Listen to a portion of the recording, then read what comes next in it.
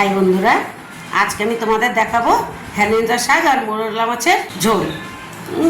হেলেঞ্চা শাক দিয়ে যে মোরলা মাছ দিয়ে তরকারি হয় সেটা তোমাদের আজকে দেখাবো। এই দেখো হেলেঞ্চা শাক নিয়ে এসছে আমার বাজার থেকে কিনে, আমি তোমাদের দেখাবো। এই যে হেলেঞ্চা শাক আমি তোমাদের দেখিয়ে নিলাম যে এইটা হেলেঞ্চা শাকের আটি, এই যে বাজার থেকে কিনে নিয়ে এসছে।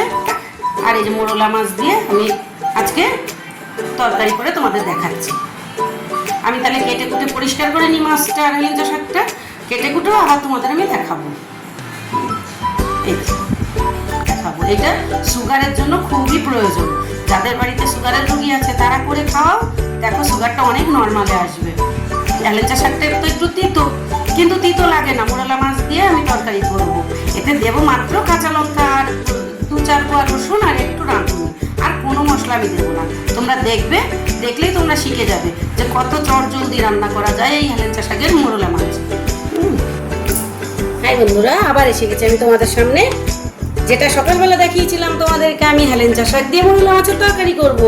এই দেখো সেই শাকটাকে আমি সব পরিষ্কার করে ধুয়ে মুছে একদম কেটে পরিষ্কার করে নিয়ে এসেছি। আর এই যে আমি মোরলা মাছ নিয়ে এসেছি, এতটা মোরলা মাছ আমার অবশ্য লাগবে না, আমার হাফটা লাগবে এই তরকারিটা করতে। এই যে মোরলা মাছটা আমি ধুয়ে মুছে পরিষ্কার করে নিয়ে এসেছি। আর লাগবে আমার এই যে 4টে লঙ্কা আছে চেরা, আর এই সাইজের রসুন আমি 3টে কুচিয়ে নিয়েছি। এই দেখো বন্ধুরা, আর লাগবে তোমরা ভালো করে এই জানো সর্ষের তেল লাগবে, নুন হলুদ লাগবে, আর কিছুই লাগবে না। তাহলে আমি গ্যাস অন করে দিলাম। এই দেখো মাছটাই আমি নুন হলুদটা মাখিয়ে নিলাম। আমার কড়াইটা গরম হয়ে উঠেছে, আমি সর্ষের তেলটা দিয়ে দিলাম। একটু তেলটা দিতে হবে, ছোট মাছ ভাজতে হবে। এই হেলেঞ্চা শাকের তরকারি থেকে তোমরা ভয় পেও না কিন্তু বন্ধু, তিতো লাগেই না। তোমাদেরকে আমি দেখাচ্ছি, দেখো এইবার মনে হচ্ছে তেল গরম হয়ে উঠছে আস্তে আস্তে। ছোট মাছের জন্য কড়াইটা ভালো করে গরম করতে হয়, তোমাদের আমি প্রথম দিনই বলেছি, নয়তো ছোট মাছ উঠবে না আমার।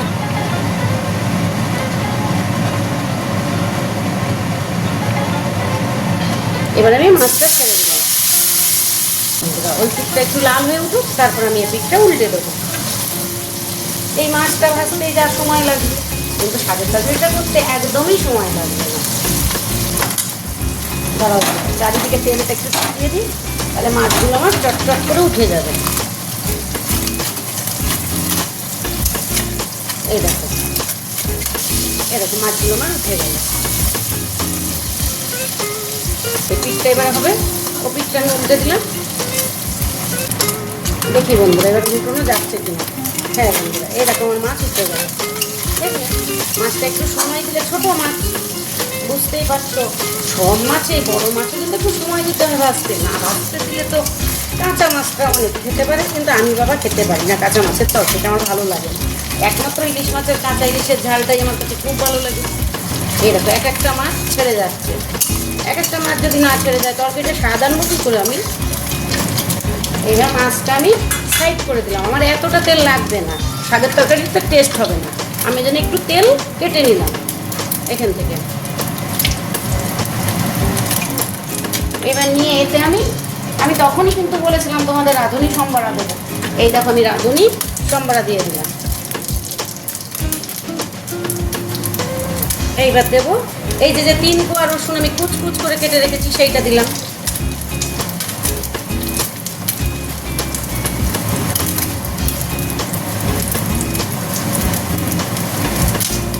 আর এই 4টে লঙ্কা।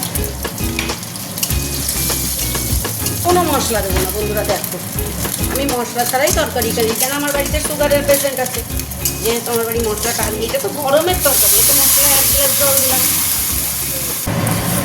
এইবার আন্দাজ মতন নুন হলুদ দিয়ে দেবো, যতটা স্বাদ আছে।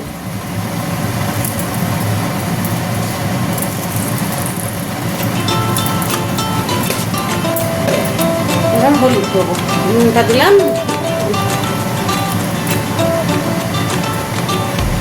এতে কিন্তু শাকের হলুদটাও আমি দিয়ে দিলাম। এবার আমার ঝোলটা ফুটে উঠবে,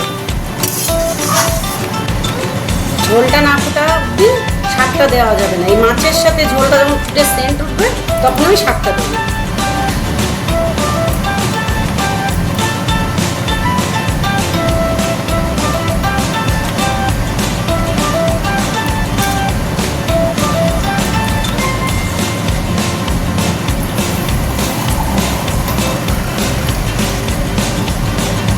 এই দেখো বন্ধুরা, ঝোলটা আমার কি সুন্দর থপক থপক করে ফুটে উঠছে।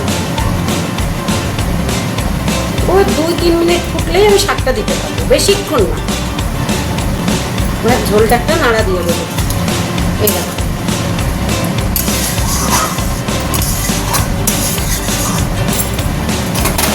এইবার আমি যে হেলেঞ্চা শাকটা তোমাদের দেখিয়ে কেটে রেখেছিলাম পরিষ্কার করে, এই যে সেটা দিয়ে দিলাম।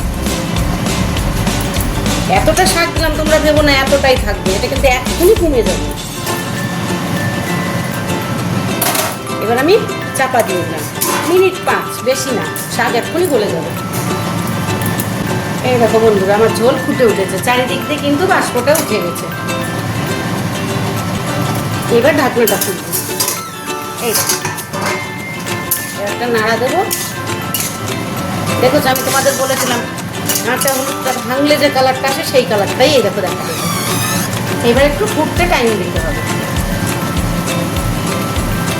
এই ডাঁটাগুলো একটু সিদ্ধ হলেই হয়ে যাবে। শাকগুলো কিন্তু সিদ্ধ হয়ে গেছে, কিন্তু ডাঁটাগুলো একটু না সিদ্ধ হলে তাহলে খেতে ভালো লাগবে না। তোমরা করে খেয়ে দেখো বন্ধু, খুব ভালো লাগে। গরমের দিনে গরম ভাতের সাথে দুপুরবেলা খাও, খুব ভালো লাগবে, কোনো তিতো লাগে না। অনেকে ভয় পায় হেলেঞ্চা শাক, ওরে বাবা কি তিতো, কিন্তু আদৌ তিতো না, রামতে ঠিক করে হয়। এই দেখো বন্ধুরা, হয়ে গেল আমার হেলেঞ্চা শাকের মাছের ঝোল। দাঁড়াও, এবার আমি ঢেলে তোমাদের দেখাচ্ছি। আমি একটু ঢেলে নিই, গরম তো বন্ধুরা, ঢালবো তো একটু সাবধান হয়ে। এই দেখো, হয়ে গেল আমার হেলেঞ্চা শাকের মাছের ঝোল। তোমাদের যদি ভালো লাগে করে খেয়ে দেখো, আমাকে লাইক করো, সাবস্ক্রাইব করো। না করলে আমার কি করে ভালো লাগবে, তাহলে আমি তোমাদের কি করে দেখাবো এত কিছু করে করে। আমিও তো তোমাদের আনন্দ করে দেখাচ্ছি তোমাদের সাথে বন্ধু হওয়ার জন্য। তাহলে আমার হয়ে গেল, তোমরা দেখলে তো আমি কীভাবে হেলেঞ্চা শাকের মাছের ঝোলটা করে দিলাম। আমি কিন্তু মোরলা মাছ দিয়ে করেছি, বড় মাছ দিয়েও তোমরা করতে পারো, কোনো ব্যাপার হবে না।